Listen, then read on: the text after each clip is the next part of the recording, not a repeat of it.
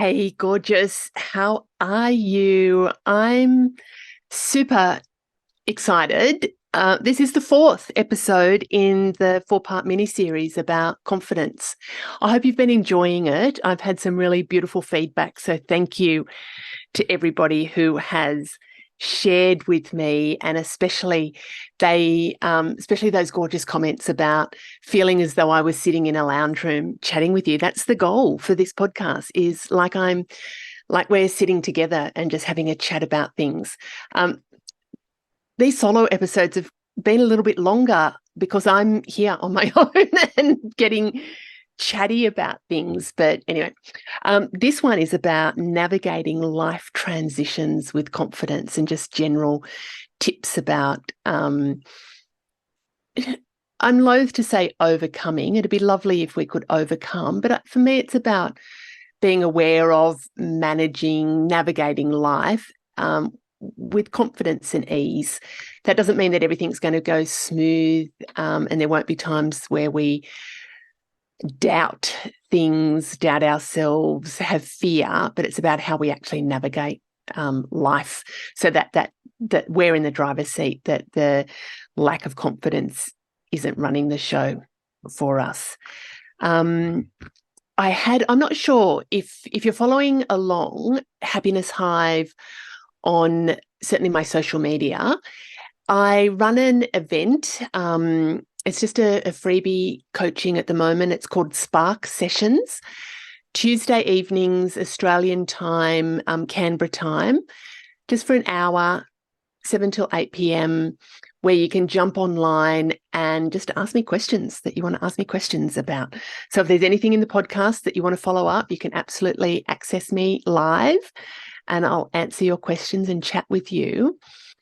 And last evening, so I'm recording this the day after one of the Spark sessions, and a whole lot of stuff came up about imposter syndrome, and it was really interesting, even on the back of doing these podcast series and being able to chat with the women there about that.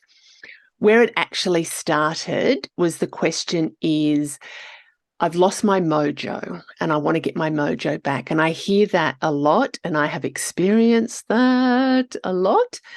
But when I asked, I said, tell me more about that, your mojo. Tell me more about, what have you lost? What does your mojo look like, so we can go looking for it?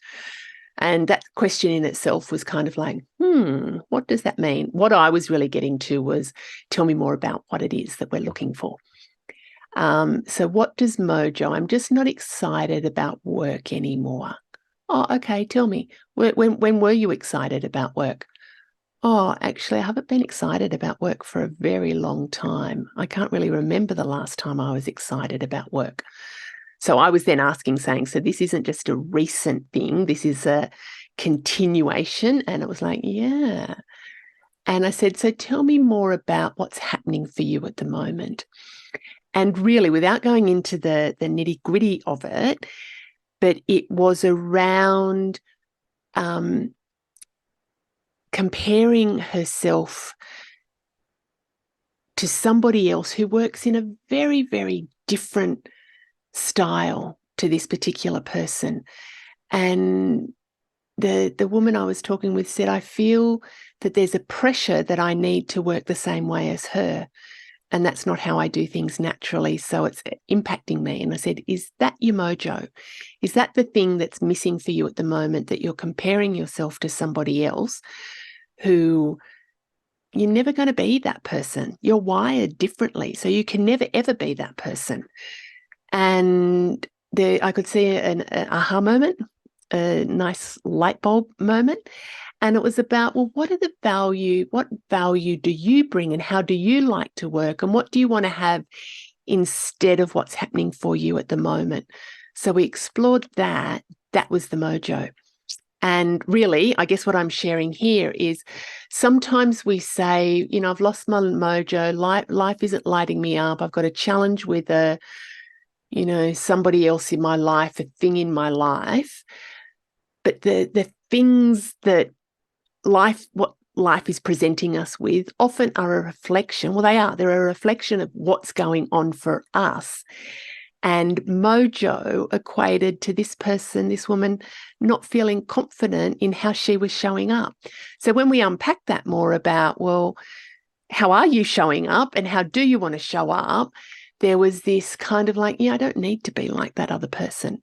I can work with her, but I don't need to be her.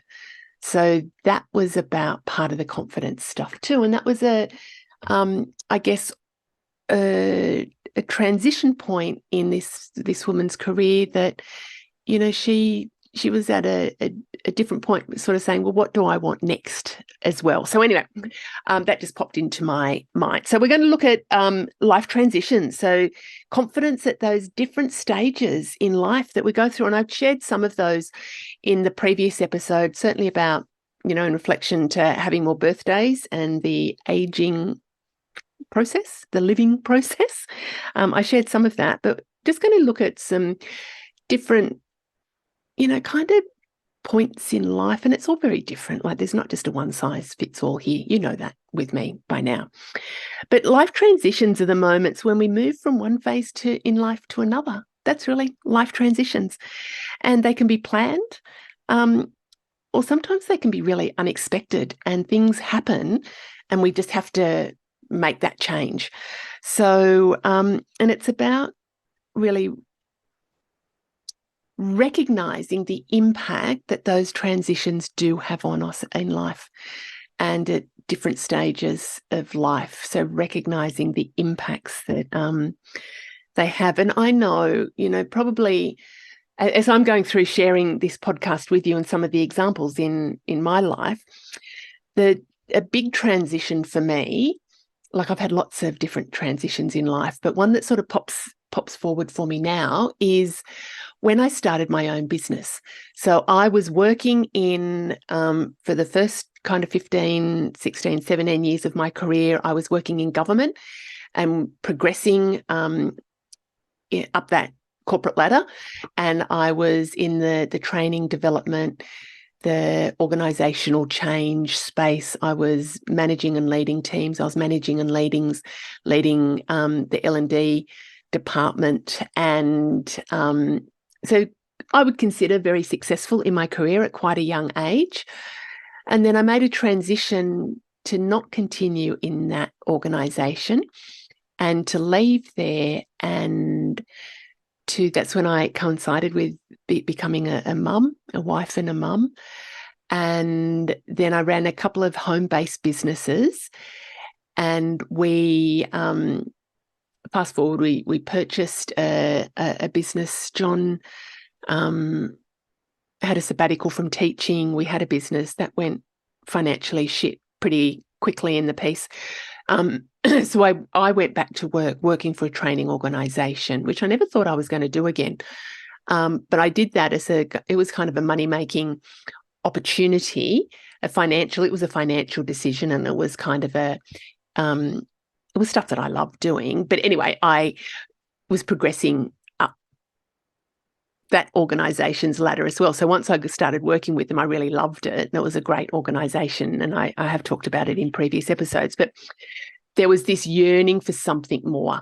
It was kind of like the kids were, were they teenagers then? They possibly were young, maybe not quite teenagers, but I had this yearning that I wanted to run my own business. I was never, ever going to be the boss in that organisation I was working for, and I wanted to be the boss. So that meant, well, if I want to be the boss, I need to do run my own business. And I started my coaching and training business, and it took me probably a year from this kind of that inkling of I really want to run my own business to kind of go, well, if I was to do that, what would I really want to do? Because I think I've shared with you before, I've had a stint as a stylist, and I was very seriously considering whether to go down that path or whether to remain in the sort of that coaching consultancy space. So after a lot of soul searching, I decided to stay in that coaching and consultancy space. And then it was just like, well, if I'm going to do that business, what would that look like? And the biggest thing that came up for me around confidence. So I'm pretty sure I've shared this with you, that I was bringing in a lot of money for the organisation I was working for. And I was personally bringing it in because people were wanting to do work with me, but also with the organisation. But then when I was like, oh, I'm going to go out, I've become a competitor for that organisation. But it's like, oh, who would want to do work with me under the name of my own business banner? And I had this real like, oh, I can't start my own business because nobody would ever want to do work with me. And it was this real duality of being very, very successful in previous careers, being very, very successful in my current role, bringing in a lot of new business, creating beautiful, amazing programs that were, making such a huge difference in individuals' lives, but in organisations as well. And then here I am going to go out under my own banner going, who would ever want to do work with me? So I had to do a lot of work around that and what that meant. And it was just like, well, where's this coming from? It was almost like the thing for me was when I'm working for an organisation, I'm working for that organisation so I could separate myself from the job that I had. Whereas I was starting my own business, and it took me back to when I did have a stint as a stylist for a bit. And I took the no's, the rejections, very personally. I took it that people were rejecting me. And that pattern was coming up for me again when I was considering to start my own business. And it's just like, oh my God, this is a story that I have been telling myself. This is a story that has been in patterning since childhood around it's not okay to be successful because successful people are show-offs. People who have got nice things in their lives are, our family term was they're posers.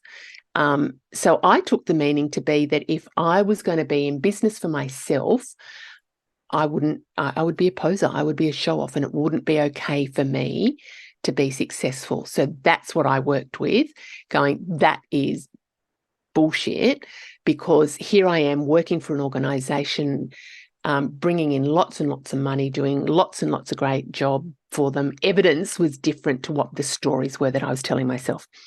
So that was one of the things. Think about what stories are you telling yourself, and be really, really, really, really honest and dig deep.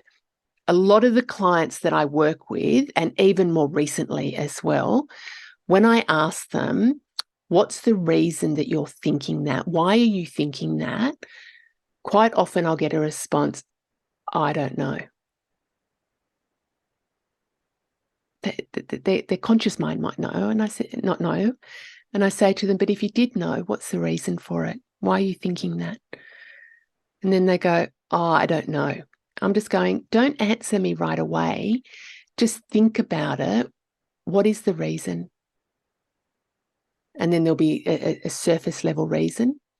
And then I say to them, and what else? Why else are you thinking that? I don't know.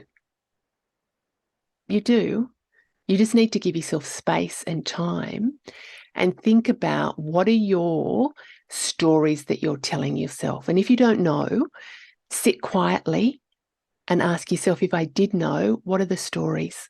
And be really, really honest. Because when we're honest and we get to the bit about, oh, I don't think that it's okay for me to be successful, I can work with that. That's got something that I personally, and if you need help, I can help you work with that as well. So it's about being honest and diving deep. And I guess, so that was a huge transition in my life. It's about running the business. I was the one that was going to be responsible for everything. So there was a lot of learning that I needed to do, but on the whole part, the coaching, the training, the consultancy, what I knew, what I love, what's in my DNA, what I'm here to do. And so I just trusted and followed that calling as well. And sure, I was as nervous. There was times when I was just like, who am I to even think that I'm, okay to even do this? That for me was the signal to say, come on, girlfriend, that's the old story. That's the old Catherine. We know that we can do this. So let's, learn what you need to learn, surround yourself with really amazing people, and really follow that passion that you're following. It will work out okay. And one of the things, I guess, when you're thinking about not feeling confident is, what is the worst thing that could happen?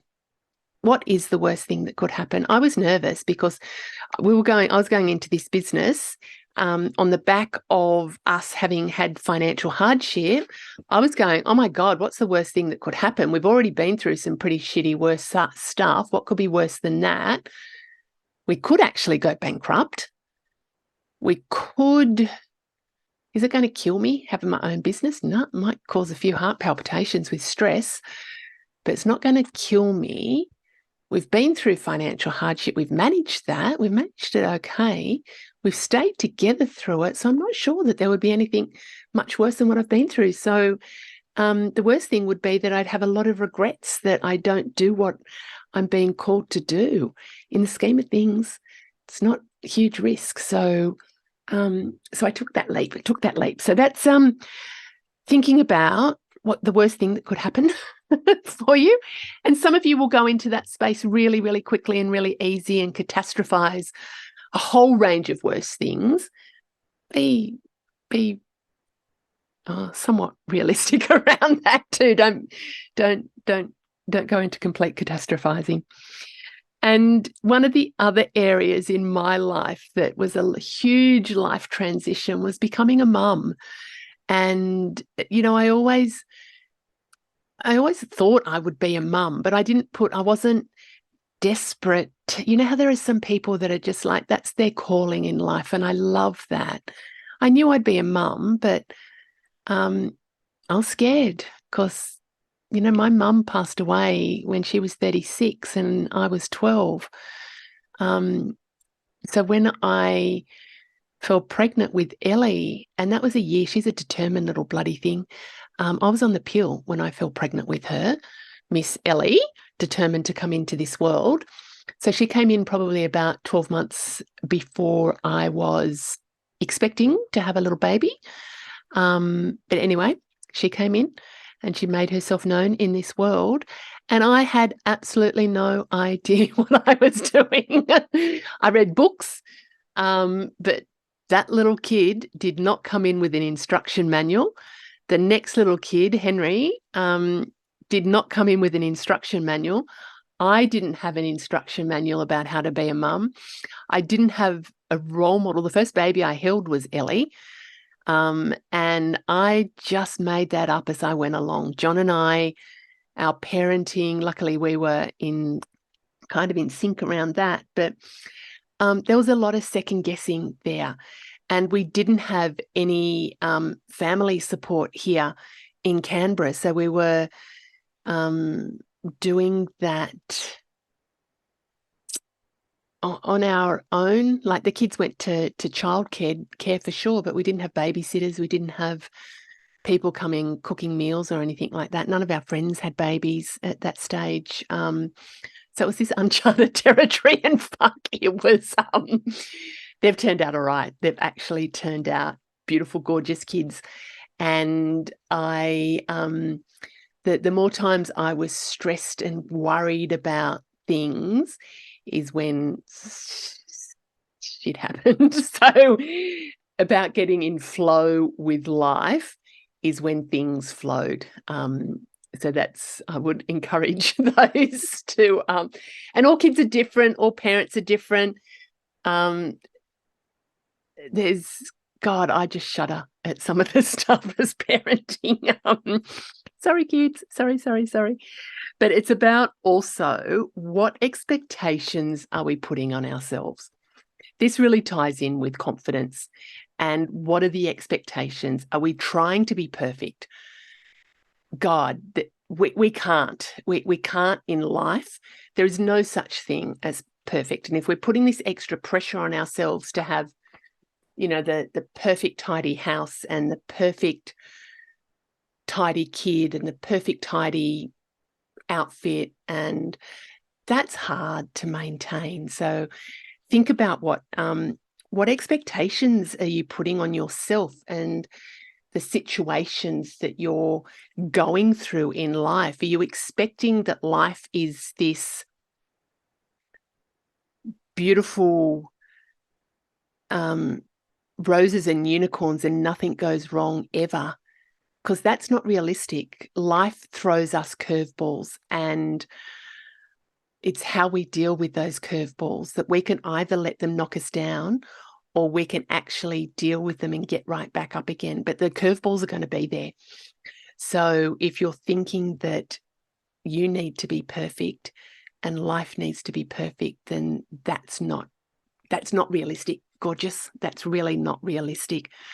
So thinking about, what expectations are you putting on yourself? And when we're, it's good when we're in control of the transitions. So certainly, I just didn't one day miraculously wake up with a baby. That there was, well, there wasn't planning in that one because she came when I was on the pill. But I was able to control that situation, I guess, that yes, I'm being a mum, and what sort of mum am I going to be, and putting some thought into that and getting, support where I needed support as well. So it's being able to plan, but it's also being open and being flexible, that life doesn't always turn out how we even think it might turn out. And there's a lot of changes and transitions in life that are unexpected, that we don't have any say over. And one of those was when we did have the business that left us in financial distress, that it happened quite quickly. It happened quite, we weren't expecting that we would be in financial distress in such short period of time. We went into that business maybe naively, maybe. We did a lot of planning. We did a lot of research. We were given a lot of bum steers about stuff. There was a lot of things we didn't even know we didn't know. There was a lot of things changing in the landscape. And anyway, we bought a business that left us financially very uncomfortable. And it really affected our plans for the future. Like John and I had a sort of a bit of a plan mapped out for what we wanted our future to be like. And this was when the kids, that 2012, it was probably around 2006. So it's a while ago now, not quite a lifetime ago, but it put us back financially, that many years. We're back, we're in a really cool place now, but it affected where we were at, and it really affected my confidence in around security, I guess, and the financial security. And there was a lot of stuff around that scarcity thinking for a lot of time, and being, I guess, it did affect me when I was starting my own business, because it was just like, well, what if that goes bust as well? Like, we've been through it and that was friggin' awful. What if we go through it again? I don't want that. So I put a lot of plans in place for when I started my business that we wouldn't be back. There's no way I would ever let us be back financially where we were that many years ago. That was shit. That was absolutely shit. But it was about how to pick ourselves back up. It affected John very much around, just his, how do I even put that? His view of the stories he was telling himself about what that meant. So anyway, we're past that. We're past that. But I guess what it's saying is that life can throw us curveballs, and it's how we deal with those curveballs. I've got two gorgeous clients that I'm working with at the moment, two young women, and both of these women have decided to end their respective relationships that they've been in for quite a few years, and they're at a point where they sort of thought, life isn't what I want it to be, and I don't see staying in this relationship is going to be fulfilling for me in the long term. So they both, and they don't know each other. It's just interesting how themes of when I'm working with clients happens. But they both made that very brave decision to end their respective relationships. And, I really congratulate both of them for doing that. And they did it for their reasons around things. But what it's brought forward for both of them is that questioning as, what do I want in life? Where I'm currently at isn't fulfilling me for what I want, but I guess it's that fear of uncertainty.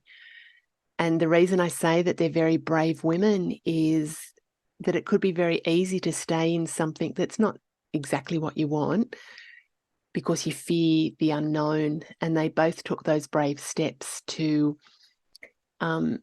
step out of those relationships and beyond those relationships and to navigate life ahead of them.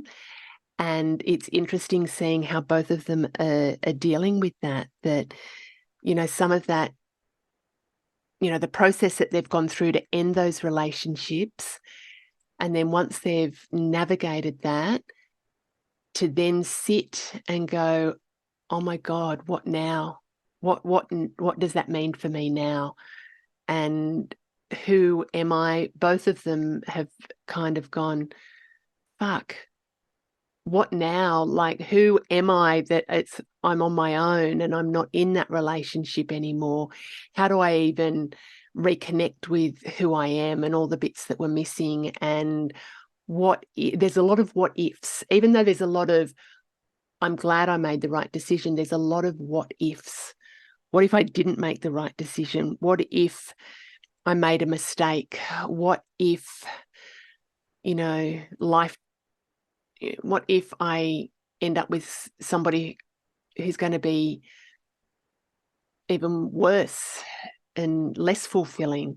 And what if, that, what if? And the second guessing, I guess, that comes with it, that's part of that confidence as well. So even though they are both, confident women to make that decision, it's then what are the next steps around that as to how do I navigate now that I've made that decision? And for each of them, it's really about one step at a time and, thinking about what you want and why you've left that relationship, what was missing and what you want instead, and focusing on that. And that's for anything. So we're talking about relationships there, but that can be in relation to anything. If life isn't fulfilling for you now, if you are feeling any sense of not good enough about yourself, the self-worth that we've talked about before, what do you want instead of what you're experiencing now? So sometimes we don't even need to unpack the stuff that we're experiencing. It's just about thinking, what do we want instead and how do we navigate to that point?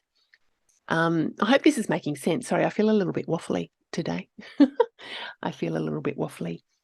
And one of the other things I've witnessed, and certainly for clients and for friends as well, and myself, experiencing sudden loss, sudden changes, sudden life transitions. And some of those can be around health conditions, that life is not going to be what you thought it was going to be because health conditions are impacting, and that can impact confidence as well. I'm going to have, following up from my solo episodes, I'm actually chatting with some women about confidence, and one of the women is talking about a medical condition, health condition that she went through and how it really impacted her confidence as well, and how it's still, how she's navigated with that. That was a very sudden change in her life. So we're going to chat with her about that as well. Health, relationships, so relationships ending suddenly, leaves an impact on confidence as well. Death of family, friends, loved ones, acquaintances, going through that grief cycle part, when we experience a sudden change, it really is going through like that grief cycle that we experience that shock. And it's like, oh my God, I can't even believe that this is happening. I can't believe that this is what my life's going to be like. I can't believe that the diagnosis that I've been given, or that my partner has decided to leave me, I can't believe it. So that shock and denial is the first phase. And that's a very natural phase to go through. And then comes that anger and pissed off with the world, with looking to blame, just being angry about what is, being angry about what could be, being angry about just anything, the butterfly that's flying past the window. So anger is a very, very natural part of that grief, that change cycle. And some people I work with, they say, no, I'm not angry about things. I'm not angry. I just love everything. I don't get angry. I think it's useful for you too. I think it's useful because when, some of them that might absolutely be true. For some of them I've worked with, I know that that's not true. I know that they think that that should be the right thing for them to say, that I don't want to get angry because, I've been diagnosed with whatever condition. I think it's about experiencing the emotions, allowing the emotions, but not getting stuck in the emotions. I also know a lot of people that harbor anger way, way, way, way, way too long. They harbor anger. They are vindictive. Their actions are bitter. They're pissed off with just everyone and everything. That's not healthy to say in that state. I think it's healthy to acknowledge it. I think it's healthy for that emotion to move through the emotion, but not to stay in the emotion. And, how do you move out of the emotion? I think it's about sitting with it and going, well, what am I angry about? I journal. God, I journal. There are some pages that as soon as I journal them, they're burnt, because there's some anger stuff that I have expressed that I would never, ever, ever, ever say to anybody else or share with anybody else, that I've even thought that thought, but I've written it down. That's released it from my mind. I've got a very, very active mind. It's released it from my mind. It's released it from my body. I've burnt the shit out of it. And then I have discarded that off my property. So the remnants of that energy don't even remain here. So if you're experiencing an emotion, number one, acknowledging the emotion is a step. Then think of a way for you to get that out of your system. Journaling is really good. Talking to people is really good. Like, if you've got a friend, be careful though. Sometimes choose wisely where you share stuff, because sometimes it's just the act of sharing. We don't want solutions. We don't want people to tell us what we do with it. So seeing professional coaches, I do a lot with people when helping them to navigate their emotions and how they feel about things. I've got some really cool processes there that I can take people through. There's also, just while I think of it, I'm not sure if I've mentioned this before, I've got a new program coming out, or depending on when you're listening to this, it will be out, but it's called Let's Get Limitless. And there's a process there that I take you through, which is actually about dissolving those limitations. And some of those are around those emotions as well. So it's about acknowledging the emotions. This is part of that grief change cycle that I was talking to. Shock, denial, anger, then when we've moved through that, then getting to a place of acceptance, and acceptance that the change has happened. And the change might be, and this is also for the two young women that I'm working with, that their changes they were instigated. They instigated the changes. But this is also a cycle that they go through, is going, oh, shit, what have I just done? That shock. Oh, did I really do that? Did I really make that decision to end my relationship? And then they might even experience anger about going, well, why did I stay somewhere that wasn't fulfilling? Don't get into blame. Please don't get into blame there around yourself. Acknowledge that and going, yep, that's a natural emotion for me to experience right now, but don't blame myself for those things. It's an experience that you had in life, and you've made a decision to move on from that experience. Anger, acceptance. So this is where I'm at in life. This is what we went through with the financial hardship. What the fuck is happening? Oh my God, I can't believe that we have just lost all this money. I cannot believe. And there was one person, it was gut-wrenching. And one person said to me, Catherine, my piece of advice for you is when you're going through shit, just keep going. Don't get stuck in shit, because the last thing you want to do is to be stuck there. And that just was sorry for the language in this episode. I've got nobody here to moderate me. That it was about, I don't want to be stuck. So I just thought, what is one tiny, tiny, tiny little thing that I can do that will move me into the direction of where I want to go?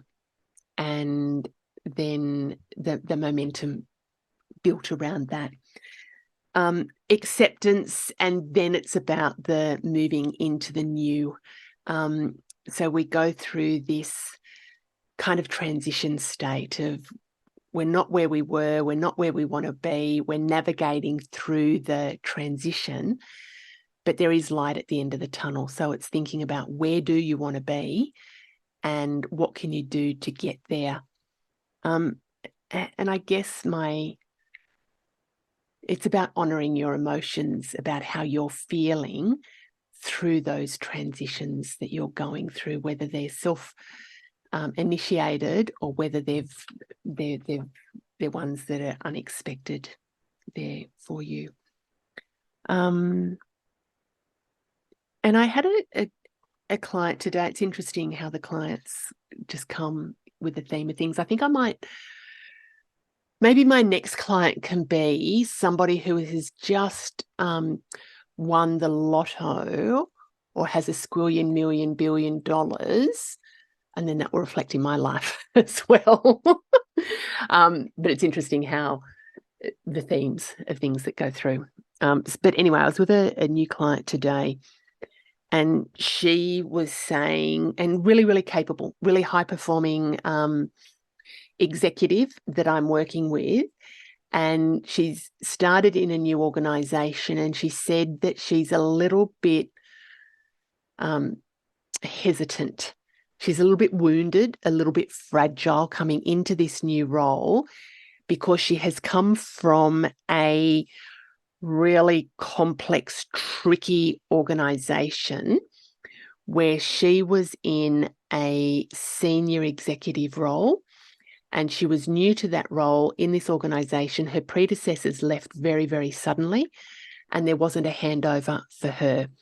And it was just a melting pot of, oh my goodness, what's going to go wrong? Lots of things were going to go wrong.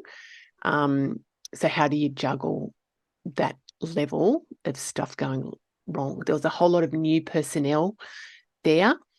And she said to me, she really felt out of her depth going into that role, but she was committed to the organization to help them move through that change.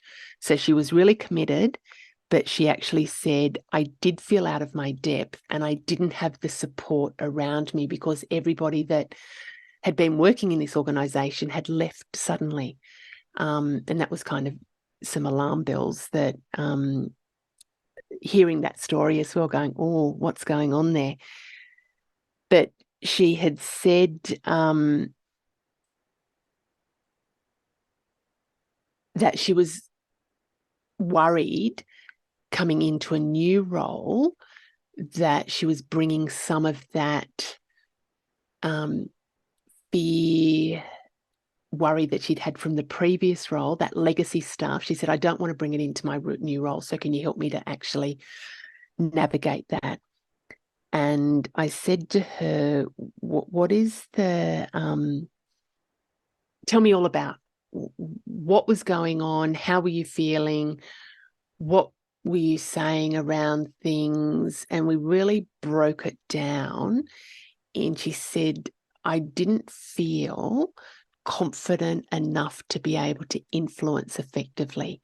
She said, my last day in that organisation, I got feedback from her senior executive, and the feedback was saying that she didn't clearly communicate.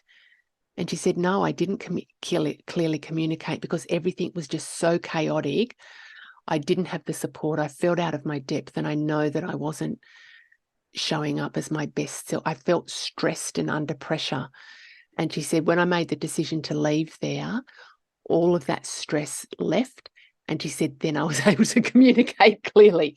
But anyway, I said, we were unpacking about the new organisation, and it was a very different organisation she's moved to. And I said, what are you worried about? And she said, I'm worried that I'm not going to be able to clearly communicate and influence others for a positive outcome. And she said, that's what my role is, to be able to do that. Anyway, long story short, when we unpacked it, and it's like what I said before, it's about getting, on the surface, it was about, I don't feel confident to influence. We unpacked that, and she said, I never had clarity about what was expected of me in that previous role. I was just thrown into it. I was there. There was a whole lot of complexities, and I was the one that was expected to fix it. And she was new in that role as well, in that organisation. She said, I was expected to fix it, but I never clearly understood what was expected of me. And anyway, we unpacked the stuff for her. And what she's going away with her task to do today is to get really clear from her senior executives what they expect from her in this new role, to get clarity around what it is she's to deliver, what the standard is that they want from her. And I said to her, ask them what success looks like for them. So if you're successful in your role, what does it look like for them? Because you have clarity about what's expected of you. And the reason that you weren't able to clearly articulate before is because you didn't know what you were communicating. You weren't able to influence others because you didn't have all that solid foundation. So you could just see the relief going, oh my God, of course it's about getting clarity. And she said, I do. I said, I've got a reasonably good idea. And I said, reasonably's, you need to have a crystal clear idea about what's expected and what success looks like for them. So when you are doing the work, you know what they're wanting from you, and you then talk to them about how you're going to work with them to achieve that success. And she said, of course. So then when I go into meetings, of course I'll be confident to be able to influence, because I'll know what I'm doing, I'll know what they want, and then we just get on and do it. And it was just, it just flowed from there. So transitions can happen. Our life is, I see it as a roller coaster. Actually, I don't see it as a roller coaster. I don't like roller coasters. I see it as an adventure. Life is an adventure, and there are lots and lots of beautiful, wonderful things that happen in life, but there's also lessons that life presents us with. And the lessons are sometimes the things that don't go how we want them to go. They're sometimes those challenges that we're faced with. And when we learn the lessons, then we move on with life. So life is not roses and unicorns. It can be really great, but there is stuff that will happen in your life. It's about how you navigate the stuff that happens. And when you are able to do that, that's about building your confidence muscle. And I guess the steps that I was trying to break it down into, well, what did I go through when I was starting my own business, and giving you some practical steps to go through. That I think self-awareness is key. I think self-awareness, that self-discovery, knowing who you are, what your thoughts are, what your feelings are, what your behaviors are, what your patterns are, really noticing how you react to certain situations. Are there empowering patterns, or are there some disempowering ones that aren't your best work? So self-awareness is key, and it's about what's happening now. So if I'm feeling nervous about something that's coming up, if I'm not feeling confident, if I'm doubting myself, what's going on? What's actually going on? Is it that I'm just feeling flat, just low biorhythms? Might be. Like, I get really affected by the moon's energy. I get really affected by energy. I'll just say energy. People, places, times of the month and the year, the seasons as well. So that can really affect how I feel within myself as well. So really dig deep, dig below the surface deep, and be really, really honest. And the thing I encourage you to say is, what's going on for me right now? Why might I be feeling that? And sit with it, and then ask yourself, what else? What else is going on? And what's it bringing up in you? It's often not about the thing that's happening. It's about what that is bringing up in you. So the client that I was with today, she'd been wounded from a pretty shitty experience. So that's bringing up in her that it might happen again, and she doesn't want to experience that unpleasantness. So she's second guessing herself because she wants to get it right in this new situation. So what's it bringing up in you, and what impact is it having? What impact is it having on you? What impact is it having on your life, your significant others, your family, your friends, your colleagues, your business partners, your whoever, what impact is it having on the poor person at the checkout who you're being a bit of a nasty person to? Like, think about what the flow-on effect is of how you're feeling about things. And have your pity party. Feel sorry for yourself, sit and wallow, be angry, be worried, be anxious, even do your catastrophizing if that's what you want to do. But don't let that last too long. I call it a 5-minute pity party. Sit for just going, oh, I just don't feel great today. And I just don't, I don't know why I don't feel great. And I'm just going to sit and not feel great. Don't come and give me your solutions. Just, I'm going to sit in this. For me, if I do that more than a day, I know that needs some serious work.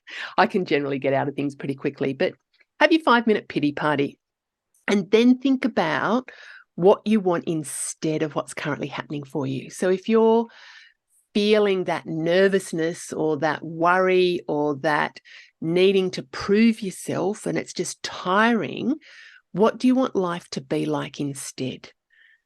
And that was the one I asked. That wasn't the one question. That was about the thousandth question that I asked today with my client. But I said, what do you want work to be like instead of what it's been? And she said, I want to be able to go into a meeting and to confidently be able to communicate to the people in the meeting what I've been doing. where we're at. I want to be able to influence them so they are on board with the decisions. I want to get their input, but I want to do that in a way where I'm not overthinking and stressing about stuff. And that's where we got to that root cause about getting clarity, because when you know what they want and you know what you're doing, then you get on and do that stuff. So what do you want instead? And then take some action to, and it doesn't have to be huge action. I know some people are dive in, just sink or swim kind of people. Some are dip your toe in the water and just do a little bit. Do something. Don't get stuck where you are. Do something that will move you closer to where you want to be. And really reconnect with who you are. So we talked about this, about showing up authentically. Reconnect with who you are at your core. Because when we're trying to do things the way that others want us to do them, or we're trying to be someone else, that's tiring and stressful. When it's you, being you, and being really true to what's important to you,